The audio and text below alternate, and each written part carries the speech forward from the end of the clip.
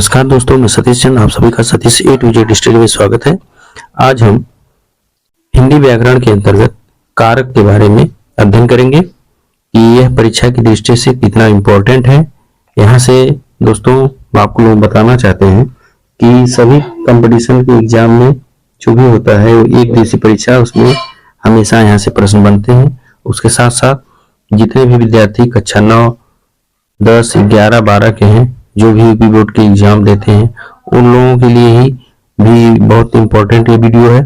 तो दोस्तों इस वीडियो को बिना स्किप किए आप लोग इसको ध्यान पूर्वक देखें और अपने दोस्तों में भी, अगर ये वीडियो आप लोगों को अच्छी लगे तो ये अपने दोस्तों में भी शेयर कर दीजिएगा।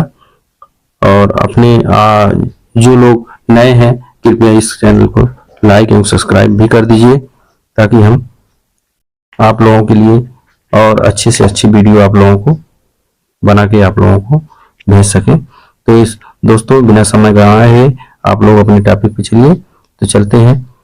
सबसे पहले हम जानेंगे कारक किसे कहते हैं और कारक का भेद कितने होते हैं और उसके उदाहरण। तो सबसे पहले हम कारक की परिभाषा पढ़ेंगे।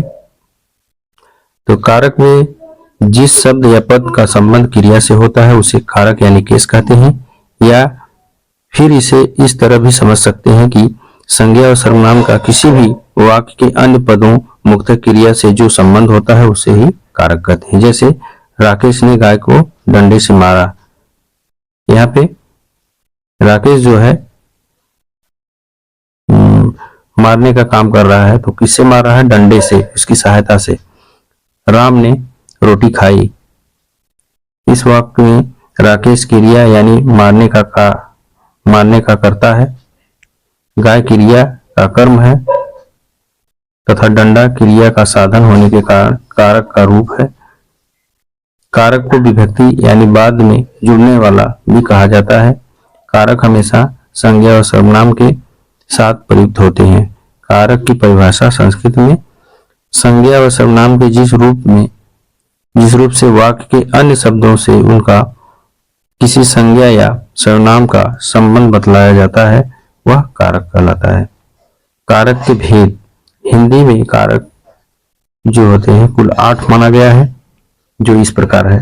पहला है कर्ता कारक, जिसे कहते हैं नॉमिनेटिव केस। कर्म कारक, एक्यूसेटिव केस। और करण कारक है इंस्ट्रूमेंट केस। फिर संप्रदान कारक है डेटिव केस। आपादान है एब्लेटिव केस। संबंध कारक है जेंटिव केस। और अधिकरण कारक है लोकेटिव केस। और संबोधन कारक है वोकेटिव केस। तो कारक के भेद विभक्ति तथा चिन्ह के साथ इसका डिटेल में हम पढ़ेंगे। पहला हमारा है कर्ता कारक। वाक्य के जिस शब्द द्वारा काम करने का बोध होता है उसे कर्ता कारक कहते हैं। कर्ता कारक का चिन्ह यानी विभक्ति ने होता है। इसके उदाहरण है राम ने रोटी खाई, उसने गीत गाया, सीता ने गीता पढ़ ली, राकेश ने राम को मारा, उसने लड़ाई लड़ी। इस वाक्य में राकेश कर्ता, क्योंकि मारा क्रिया करने वाला राकेश ही है, इसलिए कर्ता के साथ कारक चिन्ह ने का प्रयोग हुआ है। जैसे इसके बाद नेक्स्ट में है कर्म कारक। वाक्य में क्रिया का प्रभाव या फल जिस शब्द पर पड़ता है उसे कर्म कारक कहते हैं। इसे अंग्रेजी में एक्यूजेटिव केस कहते हैं। जैसे पितृ ने पुत्र को डांटा, राम ने श्याम को मारा, राजा ने भोलू को मारा, माता ने बच्चे को सुलाया। इस वाक्य में कर्ता राजा है और उसके मारने का फल भोलू पर पड़ा, अतः यहाँ श्याम के साथ कर्म कारक चिन्ह का प्रयोग किया गया है, यह चिन्ह का प्रयोग हुआ है। करण कारक। संज्ञा का वह रूप जिससे किसी क्रिया के साधन का बोध हो उसे ही करण कारक यानी इंस्ट्रूमेंटल केस कहते हैं। इस विभक्ति से के द्वारा से होती है। जैसे सीता कलम से लिखती है, वह चाकू से मारता है, उसने पेड़ को कुल्हाड़ी से काटा, शिकारी ने शेर को बंदूक से मारा। इस वाक्य में बंदूक द्वारा शेर को मारने का उल्लेख है, अतः यहाँ बंदूक के लिए करण कारक का प्रयोग होगा और तथा से विभक्ति का प्रयोग होगा। संप्रदान कारक, जिस वाक्य में किसी को कुछ दिया जाए या किसी के लिए कुछ किया जाए तो वहां पे संप्रदान कारक यानी डेटिव केस होता है। संप्रदान का अर्थ होता है साधन भी होता है। वाक्य में इसकी विभक्ति को का प्रयोग होता है, जैसे वह मुझको रुपए दे रहा था, श्याम ने मोहन को साइकिल दी, उसने लड़के को टॉफी दिया, सर ने विद्यार्थी को पुस्तक दी। इस वाक्य में विद्यार्थी को कुछ दिया गया, इसलिए विद्यार्थी के साथ संप्रदान कारक की विभक्ति को का प्रयोग होगा। अपादान कारक, अपादान कारक संज्ञा या सर्वनाम के जिस रूप में दूर होने, निकलने, डरने, रक्षा करने, विद्या सीखने, तुलना करने का भाव प्रकट होता है उसे अपादान कारक यानी एब्लेटिव केस कहते हैं। इसका शाब्दिक अर्थ होता है अलगाव होना, जैसे वह छत से कूदा, बाजार से सब्जी ला रही है, वह नदी से पानी ला रही है, शोर सुन वह घर से बाहर गया, शोर सुनकर वह घर से बाहर आ गया। यहाँ घर लिखा है, घर होगा। वह दिल्ली से आया, इस वाक्य में कर्ता वह दिल्ली से अलग हुआ है, तो यहाँ अपादान कारक की विभक्ति से का प्रयोग होगा अलग होने के भाव में।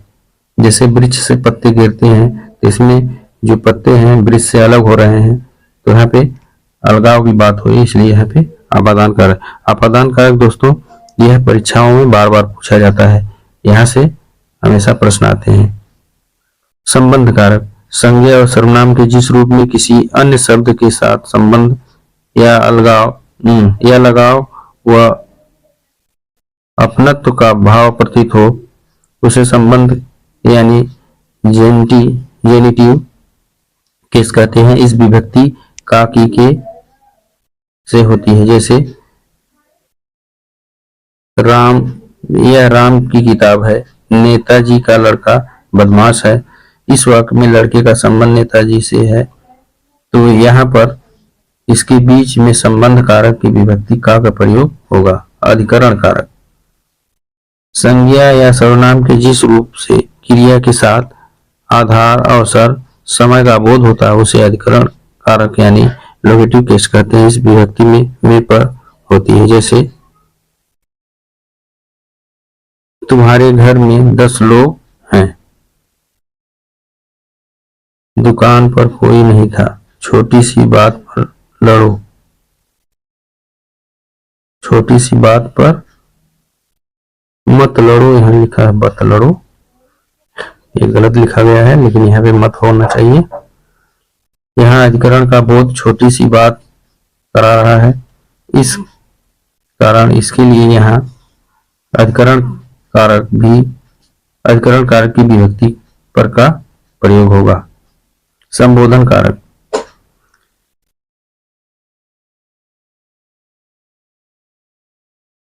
संबोधन कारक संज्ञा के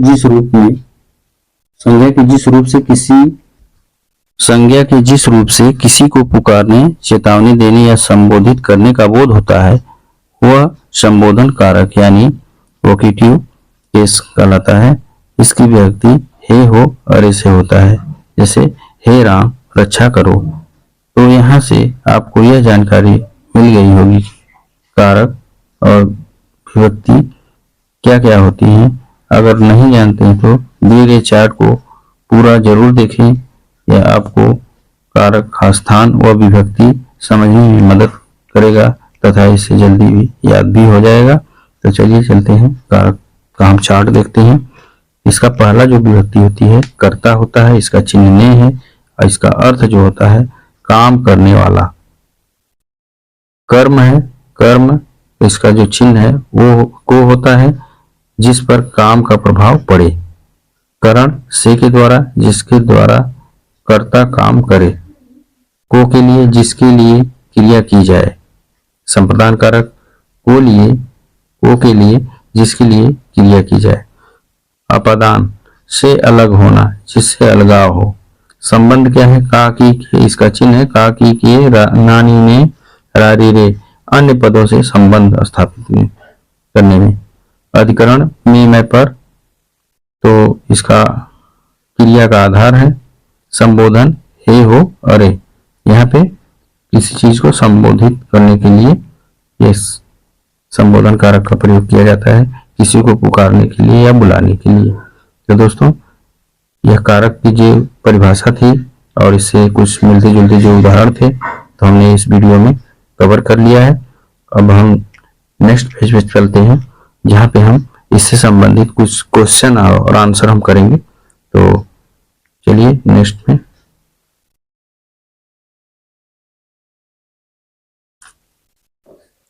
कारक के अभ्यास प्रश्न।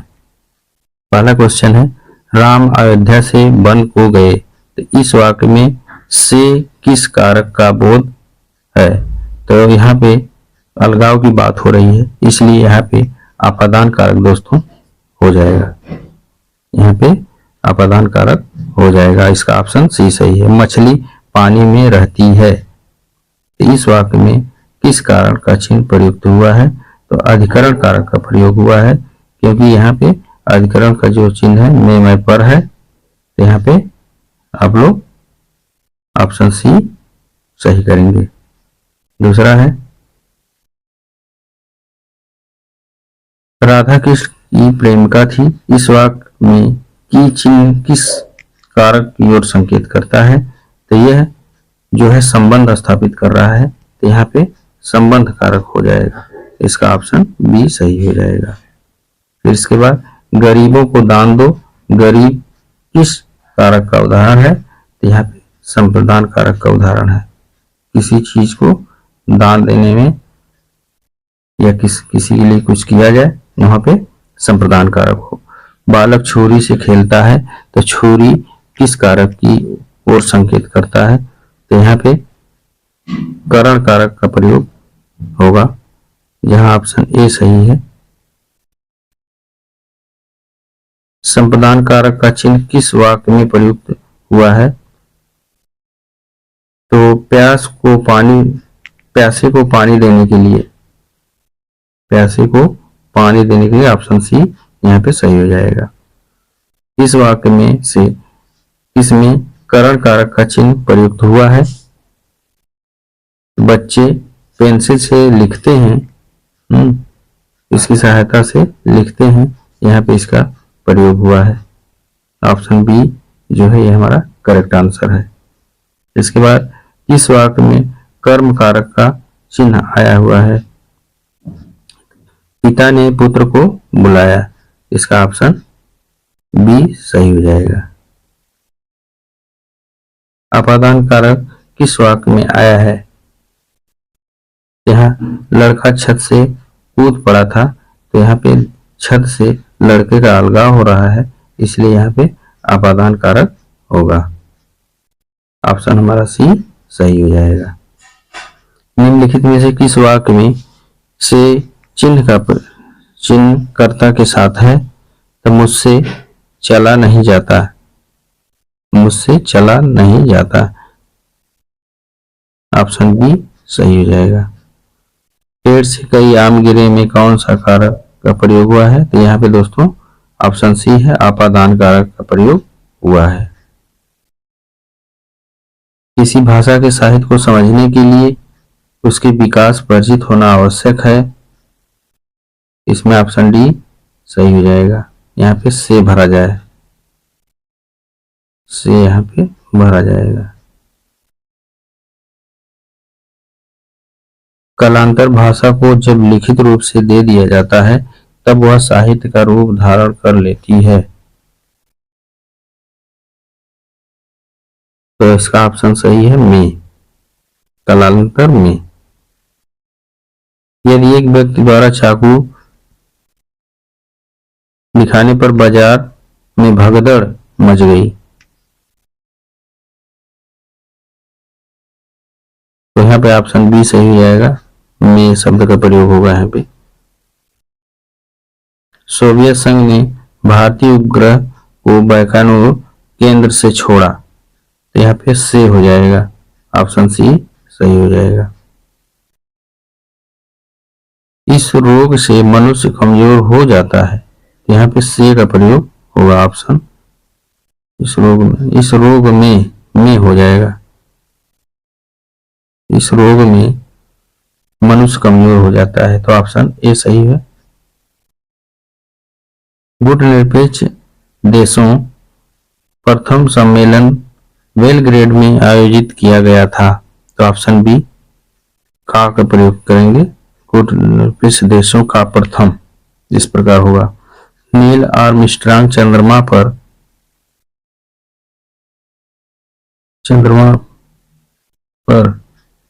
पैर रखने वाला प्रथम व्यक्ति था। इसका ऑप्शन ई सही है, चंद्रमा में।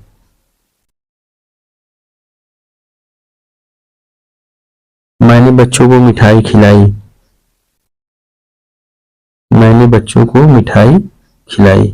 तो यहाँ पे कर्ता ने कर्म को संप्रदान के लिए, यहाँ पे ऑप्शन बी सही हो जाएगा, संप्रदान कारक। लड़कों इधर आओ, ऑप्शन बी संबोधन हो रहा है, क्योंकि यहाँ पे किसी को बुलाया जा रहा है। इस प्रकार से दोस्तों यह प्रश्नोत्तरी कारक से संबंधित जितने थे हमने देख लिए, और इसको आप लोग अभ्यास करते रहिए।